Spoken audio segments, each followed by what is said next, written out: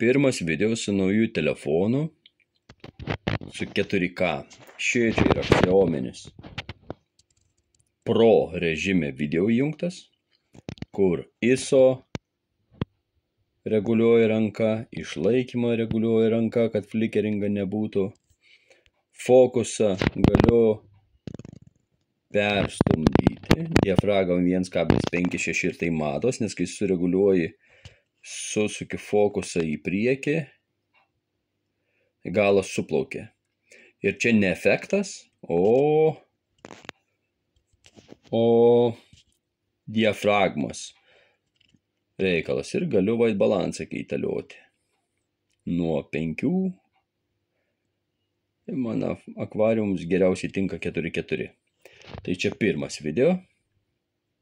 Antras, jeigu įjungiu paprastą video, kur negaliu ekspozicijas kontroliuoti, galiu tik užlokinti šviesumą, negaliu ISO keisti, nieko, viskas čia yra automatu. Ir jeigu šviesiau, tamsiau darau, šviesiau, tamsiau jis gali pradėti mirgėti.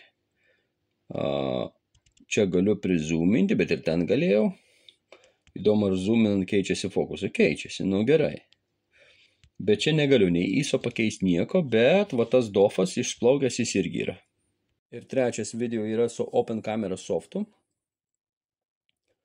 kuris man leidžia keisti ekspozicijas, bet nesu tikras, ar jis man leidžia fokusą pakeisti.